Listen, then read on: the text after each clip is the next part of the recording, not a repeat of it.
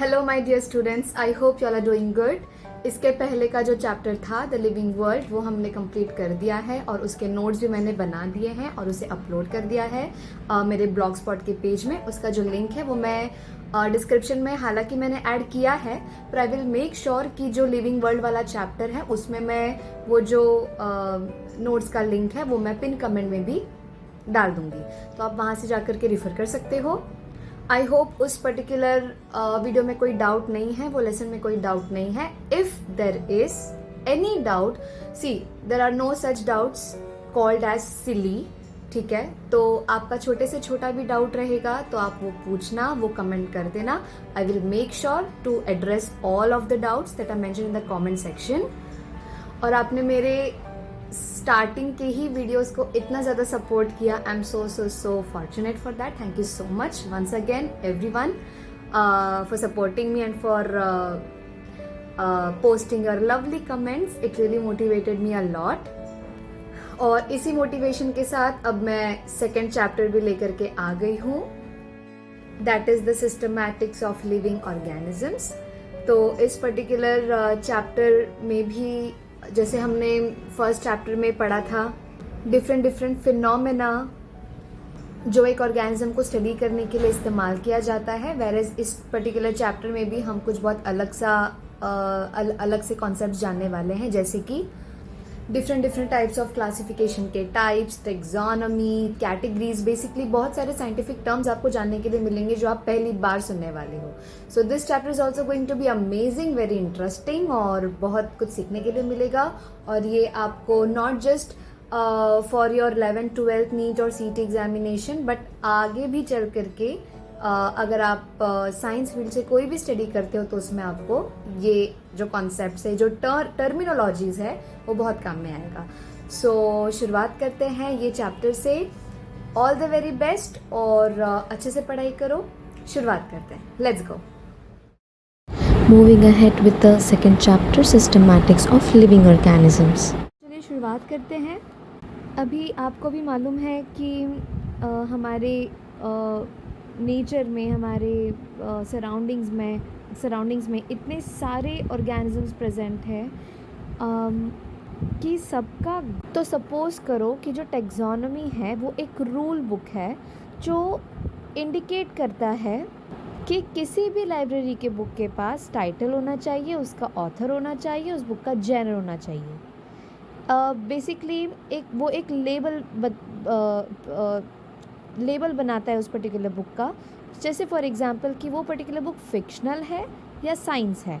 Example देखो, अगर if you find a new plant तो taxonomy tells you how to name that plant, जैसे कि binomial nomenclature. And if you see systematics, तो systematics को अगर लाइब्रेरी के साथ आप कंपेयर करोगे तो systematic will tell you the history of the library. मतलब वो सिर्फ बुक का लेबल नहीं बताता, जैसे कि वो बुक साइंस की है या फिलॉसफी की है, वो सिर्फ एक लेबल ही नहीं बताता, तो वो उस पर्टिकुलर बुक के स्टोरीज़ को, कंटेंट को प्रॉपर तरीके से स्टडी करता है और रिलेट करता है। एग्जाम्पल देखो, अगर आपने मान लो वाइल्ड लाइफ की एक बुक ली है, तो वाइल्ड लाइफ के बुक के अंदर लायन भी रहेंगे, टाइगर भी रहेंगे, ठीक। तो systematics would explain that a lion and a tiger are in the same group because they have a common ancestor, that is a prehistoric big cat. So taxonomy is basically, it acts like a rule book, whereas systematic एक तरीके से deeper understanding है। चलो एक और simple example से समझते हैं। एक रिवीजन के तौर पे देख लो, टेक्सोनॉमी क्या कर रहा है, तो बेसिकली वो क्लासीफाई कर रहा है। जैसे for example classifying a lion as Panthera leo in the family of Felidae, that is big cats. Whereas systematics क्या कर रहा है, तो systematic is a study about how lions are related to other cats like tigers, leopards and domestic cats, that is understanding the evolutionary relationships. Okay, I hope this particular difference between taxonomy and systematic is clear to you. Moving ahead, चलो अब आ जाते हैं classification पे। तो classification क्यों करना है, तो इसके पहले जो हमने देखा कुछ देर पहले कि हम क्लासीफाई क्यों कर रहे हैं, तो जाहिर सी बात है इंसान, कुत्ता, बिल्ली, चूहा, बैक्टीरिया, फंगस, वायरस को आप एक ही ग्रुप में नहीं रख सकते। तो बेस्ड ऑन द कैरेक्टरिस्टिक्स हमने ऑर्गेनिजम्स को क्लासीफाई किया है। तो सबसे पहला जो सिस्टम आता है क्लासिफिकेशन का वो आता है आर्टिफिशियल सिस्टम। तो इसका कॉन्सेप्ट बहुत सिंपल सा है कि they do grouping here on the based on 1 or 2 easy to see traits, जैसे कि दो सिमिलर कलर के ऑर्गेनिज्म को एक ग्रुप में रख दिया, जो दो सिमिलर हैबिटेट वालों को एक ग्रुप में रख दिया। तो सबसे ईजीएस्ट वे ऑफ क्लासिफिकेशन अगर कोई है तो ये आर्टिफिशियल सिस्टम है। एग्जाम्पल के तौर पे देखते हैं, मान लो बटरफ्लाई, बैट, ईगल को एक ग्रुप में रख दिया जस्ट बिकॉज उनके पास विंग्स हैं और वो उड़ सकते हैं। लेकिन भले से ये बहुत सिंपल लुकिंग एग्जाम्पल है, सिंपल लुकिंग क्लासिफिकेशन का टाइप है, लेकिन फ्लॉज भी इसमें उतने ही हैं। तो क्या फ्लॉज हो सकते हैं? तो हालांकि ये लोग ने बटरफ्लाई, बैट और ईगल तीनों को एक ग्रुप में रख दिया, लेकिन अगर आप एक्चुअली में इसको देखोगे तो ये तीनों की कैटेगरी अलग अलग है। जैसे कि एक इंसेक्ट है, दूसरा मैमल है और तीसरा बर्ड की कैटेगरी में आता है, राइट। तो आप ऐसे कह सकते हो कि दिस सिस्टम ऑफ क्लासिफिकेशन दो it is easy but scientifically it is very shallow. अगला आता है हमारा नेचुरल सिस्टम। इसको आप फिज़िकल सिस्टम भी बोल सकते हो। तो इसका कॉन्सेप्ट अगेन बहुत ही ज़्यादा सिंपल है, कोई रॉकेट साइंस नहीं है। यहाँ पर दे do grouping on based on many internal and external factors या फीचर्स, जैसे कि anatomy, physiology, reproduction etcetera. Example देखो, अब हमने ग्रुपिज़म कर दिया किसका? बैट का, वेल का और ह्यूमन बीइंग का टुगेदर। लॉजिक क्या है तीनों को एक ही ग्रुप में रखने का? Even though they look different on the outside, outside appearance उनका भले से डिफरेंट है, but they all have mammary glands, they all have hair and fur, they all can give birth to the little young one. इसीलिए उनको क्या बोल दिया? Mammals बोल दिया। तो नेचुरल सिस्टम का जो कंसेप्ट है और जो लॉजिक है ना, वो कैसा है? Based on anatomy, physiology, reproduction के बेसिस पे, मतलब इंटरनल और एक्सटर्नल फीचर्स के बेस पे वो लोग क्लासीफाई करते हैं, कैटेगराइज करते हैं। तीसरा आता है phylogenetic system. Now this is the most accurate type of classification का टाइप। एग्जाम्पल देखो। अच्छा, उसके पहले इसका कॉन्सेप्ट समझ लो। यहाँ पर जो ग्रुपिंग अपन करते हैं तो it is based on ancestry, that is evolutionary history, ठीक है। एग्जाम्पल इसका कैसा आ सकता है? तो you can think of a family tree for this. जैसे कि आप भले से अपने कज़िन जैसा लुक वाइज देख सकते हो, लेकिन अगर आप और डीपर में जा कर के देखोगे तो you are more closely related to your brother, your real brother, because और योर रियल ब्रदर और sister, because you share the same parents, right. Logic क्या है इसका? तो again very simple logic, this particular system uses DNA and fossils to prove that birds are actually the modern descendants of dinosaurs. जो birds है वो actually dinosaur से आए हुए हैं, दैट इज़ पक्षी डायनासोर्स के आधुनिक वंशज है। Okay, so with this we complete the classification topic. अब आगे बढ़ते हैं। तो अगला जो टॉपिक यहाँ पर बहुत छोटा सा टॉपिक दिया है यहाँ पे, जो एक्सप्लेन करता है हमको टैक्सॉन और कैटेगरीज के बारे में। तो कैटेगरी क्या है? Category is nothing but the rank और द लेवल, जैसे किंगडम, फाइलम, क्लास, जो हमने स्टैंडर्ड 10th में पढ़ा होगा किंगडम एनिमेलिया में। और टैक्सॉन क्या है? तो taxon basically it's a specific group occupying that particular rank. Example के तौर पे अगर आप देखोगे तो मैमल या मेमेलिया एक टैक्सॉन है, एक रैंक है, और उसका कैटेगरी, वो किस कैटेगरी में आता है तो उसका कैटेगरी क्लास है। सिमिलरली कॉर्डेटा क्या है? कॉर्डेटा एक ग्रुप है, या फिर एक इंग्लिश में अगर आप बोलोगे, साइंटिफिक लैंग्वेज में बोलोगे तो कॉर्डेटा एक टैक्सॉन है और उसकी कैटेगरी क्या है? वो एक फाइलम में आता है। कॉर्डेटा एक फाइलम है, ठीक है। जैसे कि मैमेलिया एक क्लास है, एव्स एक क्लास है, रेप्टाइल्स एक क्लास है, वैसे कॉर्डेटा एक टैक्सॉन है, नॉन कॉर्डेटा एक टैक्सॉन है। समझ में आया?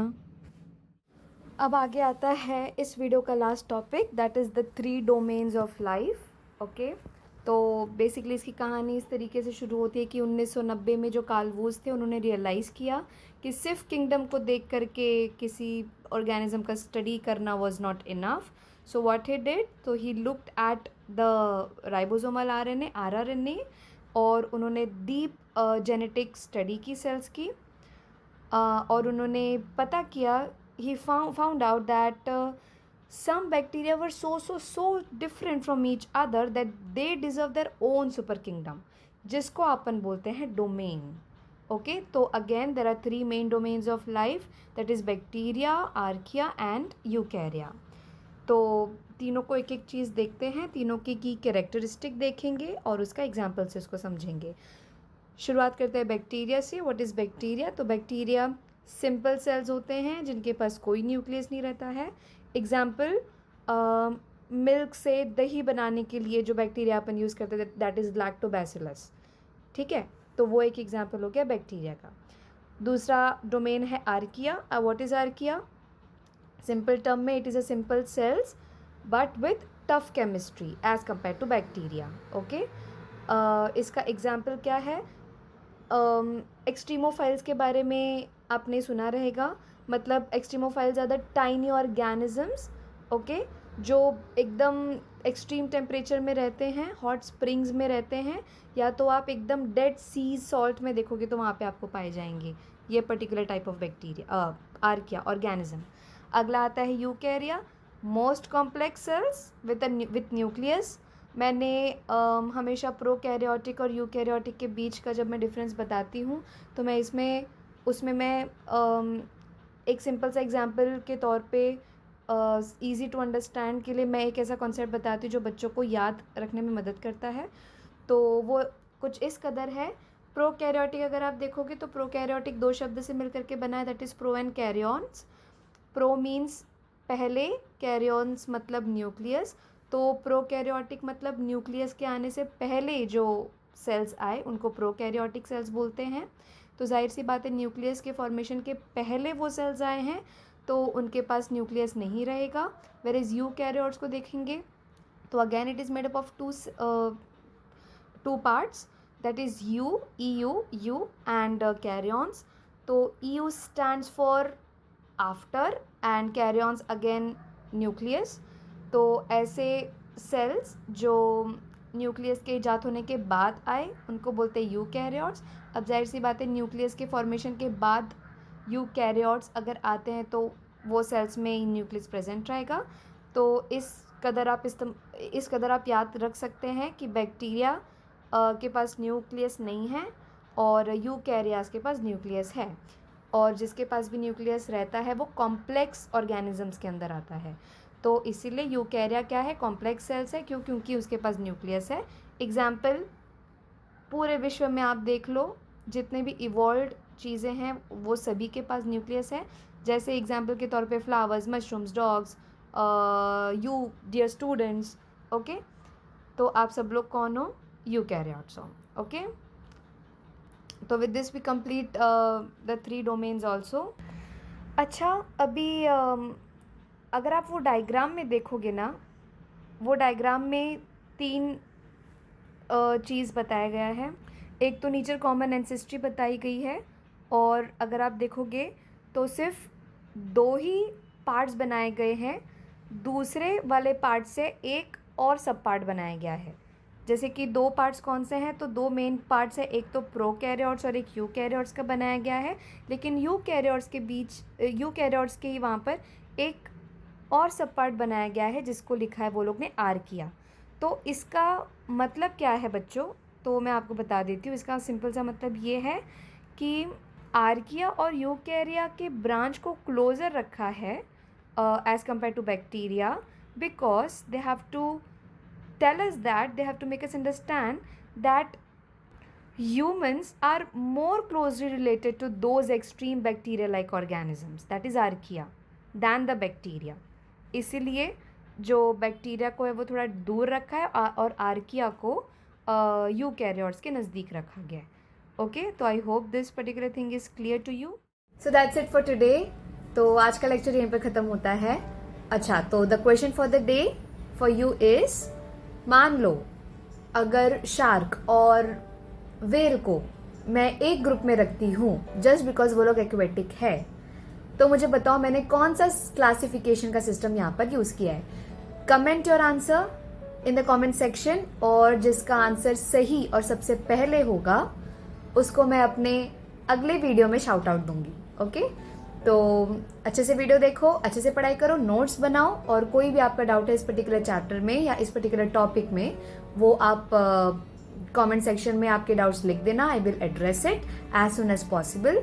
और जो मैंने नोट्स के भी जो ब्लॉग स्पॉट के जो लिंक मैंने अटैच किए हैं, वहाँ पर भी आप अपना कमेंट डाल सकते हो। अगर आपको नोट्स के रिगार्ड्स में कुछ डाउट है तो वो जो डाउट्स है आपके, वो आप कमेंट सेक्शन में वहाँ पर भी लिख सकते हो। वहाँ पे नोट्स रिलेटेड जो भी कमेंट रहेगा वो मैं पढ़ के एड्रेस कर दूँगी।